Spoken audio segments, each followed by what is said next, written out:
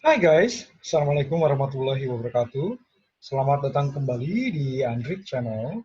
Kita akan lanjutkan kembali guys, teks basic, dasar-dasar perpajakan yang disajikan dengan cara tanya jawab atau Q&A terkait dengan pengenalan pajak penghasilan pasal 22. Oke guys, terima kasih telah like dan share.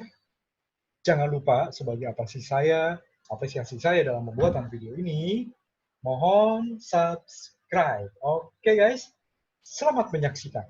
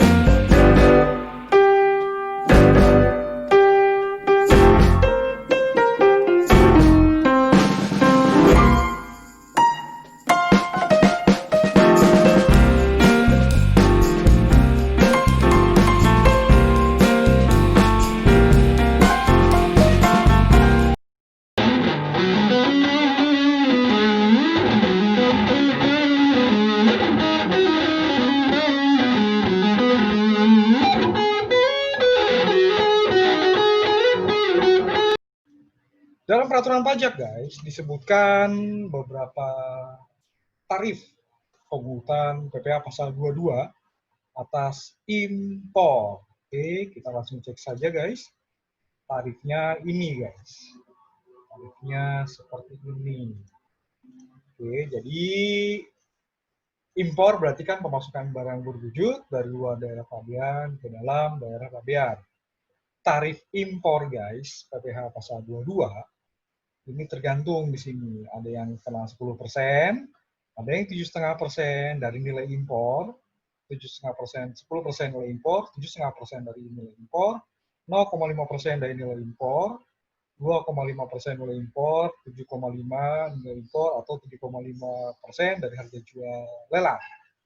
Oke, barang tertentu sesuai lampiran 1 PMK 34, PMK 010/2017, sebagaimana telah diubah dengan PMK 110, PMK 010/2018, dan barang kiriman sampai batas jumlah tertentu yang dikenai bea masuk dengan tarif pembebanan tunggal sesuai Undang-Undang Kepabeanan dengan atau tanpa API. Angka pengenalan impor 10% dari nilai impor. Nah, ini guys. Ya, jadinya kalau dengan API ya, bukan API minta API ya guys. Ya, kalau dengan API bentar. Jadinya seperti ini guys. Sorry, yang tarif 1% ya. Sorry, yang paling tarif 10% ya. Ya, yang tarif 10%. Oke. Ya, kita lihatnya yang peraturan terbarunya ya guys. Yang peraturan terbarunya karena di sini ada perubahan tarif ya. Nah, ini dia guys, lampiran 1 tadi ya, huruf A tadi kan ya bilangnya ya. Huruf A, oke, lampiran Romawi 1, PMK 34 dan perubahannya ya. Nah, di sini disebut, oke, di sini disebut guys bahwa daftar impor yang dikenakan 10% berdasarkan PMK 34, lampiran 1, oke. Dan di sini ada lampiran 1 juga, lampirannya nggak kelihatan di sini ya. Tapi di sini yang kena 10% di perubahannya di PMK 110. Ya, di sini ada kode harmonize sistemnya guys. Oke, kode HS-nya. Oke, di sini parfum dan sebagainya ya, banyak ya guys ya. Ada yang kena 10%. Nah, inilah dia yang tadi ya, dikenakan 10% dari nilai impor untuk pemungutan PPh pasal 22. Oke, silahkan dicek peraturannya guys. Nah, kemudian ya, barang tertentu lainnya sesuai lampiran 2 PMK 34 PMK 010/2017 diubah lagi dengan PMK 110. Oke, kita lihat sekarang lampiran Romawi 2 berdasarkan PMK yang tadi. Oke, ini tadi lampiran Romawi 1, sekarang kita cek. Yang dikenakan tarif 7,5%. Dikenakan tarif 7,5%. Oke, ya ini karena banyak sekali ya guys. Jadi agak tersendat-sendat guys. Oke, ini saya sekedar gambaran aja ya. Nanti kalau ingin cek barangnya apa, kode HS-nya apa, silahkan cari peraturannya guys, PMK 34 ya, dan diubah lagi dengan PMK 110. Nah ini lampiran Romawi 2 yang kena 7,5%. Oke, kita cek di PMK 110-nya yang kena tarif 7,5% dari nilai impor. Masih banyak ya guys, jadi cuman bertambah satu halaman sih bedanya, tapi sepertinya barang di perubahan PMK 34 ini lebih banyak guys. Ya, perubahan 34 berarti PMK 110 ya. Nah, ini dia guys. Ya, di sini cuma huruf B aja bilangnya tapi mirip kok. Ya, di sini perangkat makan. Ada di sini perangkat makan. Dikenakan, oh ini tertentu lainnya ya.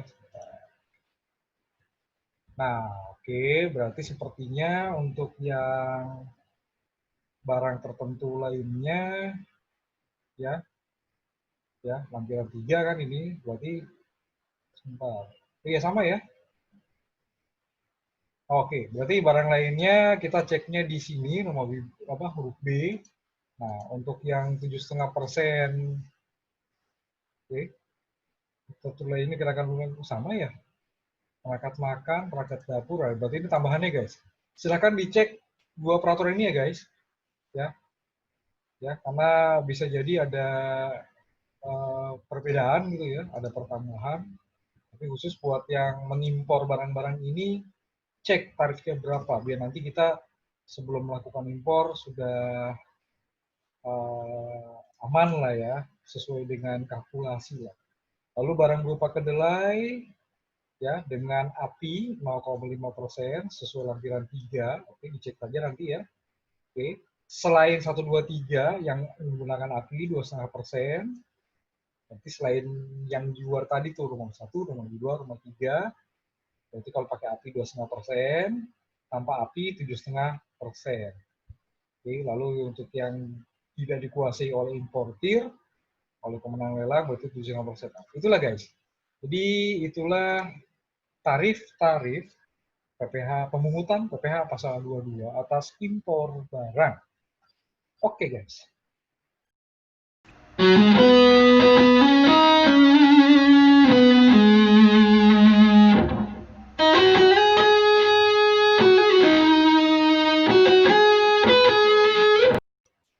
Bila ada pemungutan pajak, objek mana yang dikenakan, tentunya juga ada pengecualian guys.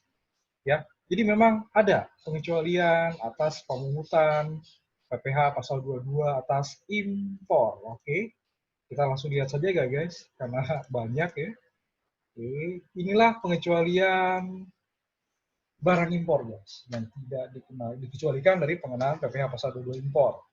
Oke, impor barang atau penyerahan barang yang berdasarkan peraturan perundang-undangan tidak terutang PPN. Oke guys, kalau memang tidak tidak terutang PPh, bukan PPN ya. Oke, impor barang dan atau penyerahan barang yang berdasarkan peraturan perundang-undangan tidak terutang PPh. Pengecualian harus pakai SKB guys, yang diterbitkan oleh Dirjen Pajak. Impor barang yang kedua, yang dibebaskan dari pungutan bea masuk dan atau PPN. Oke, pengecualian dari pungutan PPh pasal 22 atas impor tersebut berlaku dalam hal impor tersebut dikenakan tarif bea masuk sebesar 0% atau tidak dipungut PPN. Impor sementara jika pada waktu impornya nyata-nyata dimasukkan untuk diekspor kembali. Pengecualian dilaksanakan oleh Ditjen Bea dan Cukai yang tata caranya diatur lebih lanjut oleh Ditjen Bea dan Cukai dan atau Ditjen Pajak. Kemudian reimpor, impor kembali, meliputi barang-barang yang telah diekspor kemudian diimpor kembali dalam kualitas yang sama atau barang-barang yang telah diekspor untuk keperluan perbaikan, pengerjaan, dan pengujian yang telah memenuhi syarat ketentuan oleh Ditjen Bea dan Cukai. Oke, pengecualian untuk yang ini guys dilakukan tanpa SKB. Lalu juga impor emas batangan yang akan diekspor, yang akan diproses untuk menghasilkan barang perhiasan dan emas untuk tujuan ekspor. Oke, pengecualian dinyatakan dengan SKB PPM 122 diterbitkan oleh Dirjen Pajak. Oke, lalu juga di sini dimaksud impor barang bebas bea masuk dan atau PPN, ya, yang tadi ya, yang nomor 2 kalau nggak salah ini. Oke, yang nomor 2 ya, impor barang bebas yang bea masuk di PPN. Nah, ini ada lebih lanjutnya lagi guys. Barang perwakilan negara asing beserta para pejabatnya yang bertugas di Indonesia berdasarkan asas reciprocity, asas timbal balik. Barang untuk keperluan badan internasional beserta pejabatnya yang bertugas di Indonesia dan tidak memegang paspor Indonesia yang diakui dan terdaftar dalam Peraturan Menteri Keuangan yang mengatur mengenai tata cara pemberian pembebasan bea masuk dan cukai atas impor barang untuk keperluan badan internasional beserta para pejabatnya yang bertugas di Indonesia. Barang kiriman hadiah atau hibah untuk keperluan ibadah umum, amal, sosial kebudayaan, atau untuk kepentingan penanggulangan bencana. Barang untuk keperluan museum, kebun binatang, konservasi alam, dan tempat lain semacam itu yang terbuka untuk umum. Barang untuk keperluan penelitian dan pengembangan ilmu pengetahuan. Barang untuk keperluan khusus kaum tunanetra dan penyandang cacat lainnya, peti atau kemasan lain yang berisi jenazah atau abu jenazah. Barang pindahan, barang pribadi penumpang awak sarana pengangkut, pelintas batas, dan barang kiriman sampai dengan batas jumlah tertentu sesuai dengan ketentuan undang-undangan kepabeanan. Oke, ingat ya, sekarang ada batasan angka nih. Yang tadinya berapa, ya sekarang jadi kalau nggak salah 45.000 kalau nggak salah. Ya, oke. Tapi nggak tahu itu untuk impor untuk biaya masuk apa juga termasuk dua-dua. Tapi yang jelas angkanya sekarang lebih kecil guys. Tolong dicek lagi ya, siapa tahu saya salah. Oke. Lalu barang yang diimpor oleh pemerintah pusat atau pemerintah daerah yang ditujukan untuk kepentingan umum, persenjataan, amunisi, perlengkapan militer termasuk suku cadang yang diperuntukkan bagi keperluan pertahanan dan keamanan negara, barang dan bahan yang diperlukan untuk menghasilkan barang bagi keperluan pertahanan dan keamanan negara, vaksin polio dalam rangka pelaksanaan program Pekan Imunisasi Nasional atau PIN, buku ilmu pengetahuan, teknologi, pelajaran umum, kitab suci, buku pelajaran agama, dan buku ilmu pengetahuan lainnya. Kapal laut, kapal angkutan sungai, kapal angkutan danau, kapal angkutan penyeberangan, kapal pandu, kapal tunda, kapal penangkap ikan, kapal tongkang, dan suku cadang serta alat keselamatan pelayaran atau alat keselamatan manusia yang diimpor dan digunakan oleh perusahaan pelayaran niaga nasional atau perusahaan menangkap ikan nasional, perusahaan penyelenggara jasa pelabuhan nasional, atau perusahaan penyelenggara jasa angkutan sungai, danau, dan penyeberangan nasional sesuai dengan kegiatan usahanya. Pesawat udara dan suku cadangnya serta alat keselamatan penerbangan dan alat keselamatan manusia, peralatan untuk perbaikan dan pemeliharaan yang diimpor dan digunakan oleh perusahaan angkutan udara niaga nasional dan suku cadangnya, serta peralatan untuk perbaikan pemeliharaan pesawat udara yang diimpor oleh pihak yang ditunjuk oleh perusahaan angkutan udara niaga nasional yang digunakan dalam rangka pemberian jasa perawatan dan reparasi pesawat udara kepada perusahaan angkutan udara nasional. Lalu juga ada kereta api dan suku cadangnya, serta peralatan untuk perbaikan atau pemeliharaan serta prasarana perkereta apian yang diimpor dan digunakan oleh Badan Usaha Penyelenggara Sarana Perkereta Apian Umum atau Badan Usaha Penyelenggara Prasarana Perkereta Apian Umum dan komponen atau bahan yang diimpor oleh pihak yang ditunjuk oleh Badan Usaha Penyelenggara Sarana Perkereta Apian Umum atau Badan Usaha Penyelenggara Prasarana Perkereta Apian Umum yang digunakan untuk pembuatan kereta api, suku cadang, peralatan untuk perbaikan atau pemeliharaan, serta pelaksanaan perkereta apian umum atau Badan Usaha Penyelenggara Prasarana Perkereta Apian Umum. Peralatan berikut suku cadangnya yang digunakan oleh Kementerian Pertahanan atau Tentara Nasional Indonesia untuk penyediaan data batas atau foto udara wilayah negara Republik Indonesia yang dilakukan untuk mendukung pertahanan nasional yang diimpor oleh Kementerian Pertahanan, Tentara Nasional Indonesia, atau pihak yang ditunjuk oleh Kementerian Pertahanan atau Tentara Nasional Indonesia. Barang untuk keperluan hulu minyak dan gas bumi yang importasinya dilakukan oleh kontraktor-kontrak kerjasama, dan atau barang untuk keperluan usaha panas bumi. Nah, itulah guys. Ya. Jadi apa saja yang dikecualikan ternyata banyak guys. Oke, kita lanjutkan ke materi berikutnya.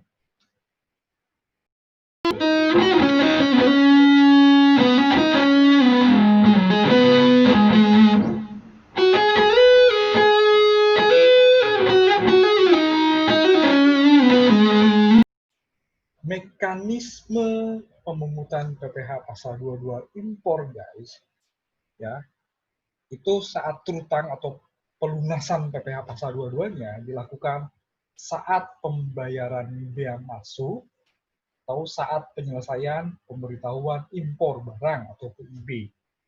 Kemudian penyetoran dilakukan sendiri, disetor sendiri oleh importir atau pemenang lelang kalau ada lelang ya, ke bank devisa atau kantor pos dan dengan SSP ya, atau billing, kode billing dan sebagainya, guys. Silakan karena sekarang udah serba digital ya.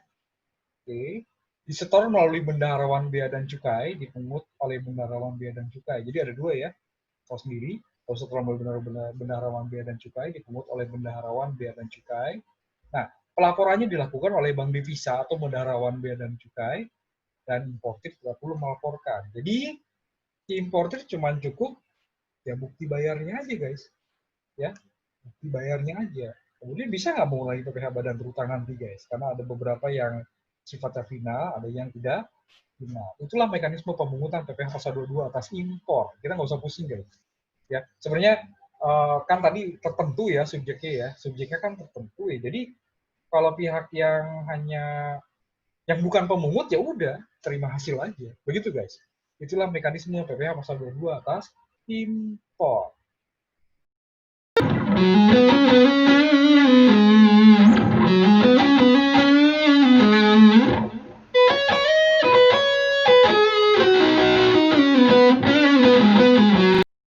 Untuk ekspor barang tambang, guys, mekanismenya seperti ini, guys. Mekanismenya seperti ini. Oke. Nah, sama ya, di sini juga dilakukan DJBC kan ekspor barang tambang soalnya kan ya. DJBC Direktorat Jenderal Bea dan Cukai melakukan pemungutan PPh pasal 22 atas ekspor komoditas tambang. Tambang batu bara, mineral logam, dan mineral bukan logam. Sesuai uraian dan pos tarif atau harmonized system atau HS, sebagaimana tercantum dalam lampiran Romawi 4, guys. Di PMK 34, PMK 010 2017, diubah terakhir dengan PMK 110 tadi ya, PMK 010 2018, oleh eksportir, kecuali yang dilakukan oleh WP yang terikat dalam perjanjian kerjasama pengusahaan pertambangan dan kontrak karya, sebesar 1,5% dari nilai ekspor sebagaimana tercantum dalam PEB, pemberitahuan pabean ekspor atau pemberitahuan ekspor barang, gitu ya. Pemberitahuan pabean ekspor. Oke. PP pasal 22 atas ekspor terutang dan disetorkan bersamaan dengan saat penyelesaian dokumen pemberitahuan pabean atas ekspor. Pemungutan PPh pasal 22 atas ekspor dilaksanakan dengan cara penyetoran oleh eksportir yang bersangkutan ke kas negara melalui pos persepsi, bank devisa persepsi, atau bank persepsi yang ditunjuk oleh Menteri Keuangan. Terhadap bukti penyetoran pajak, DJBC melakukan pemeriksaan formal atas bukti penyetoran pajak tersebut sebagai dokumen pelengkap pemberitahuan pabean ekspor dan dijadikan sebagai dasar pelayanan ekspor. Pemeriksaan formal dilaksanakan oleh pejabat di Direktorat Jenderal Bea dan Cukai dan atau sistem komputer pelayanan. Di Direktorat Jenderal Bea dan Cukai wajib melaporkan hasil pemungutannya dengan menggunakan SPT massa ke kantor pelayanan pajak. Sama, dua-dua ini kan yang mungut badan tertentu ya, nggak semua WP, guys. Beda dengan PPh 21 yang kemarin kita sudah sempat bahas, atau nanti PPh pasal 23. Oke, guys, sampai di sini dulu bahasan kita terkait dengan impor dan ekspor barang tambang gitu pun ya. Oke, terima kasih sudah like dan share, guys. Ya, sebagai penyemangat saya, motivasi untuk membuat video pajak ini, guys. Oke, saya mohon untuk subscribe. Oke, nantikan lanjutan dari PPh pasal 22 ini, materi pengenalan ya guys, di video on the channel berikutnya. Oke, assalamualaikum warahmatullahi wabarakatuh.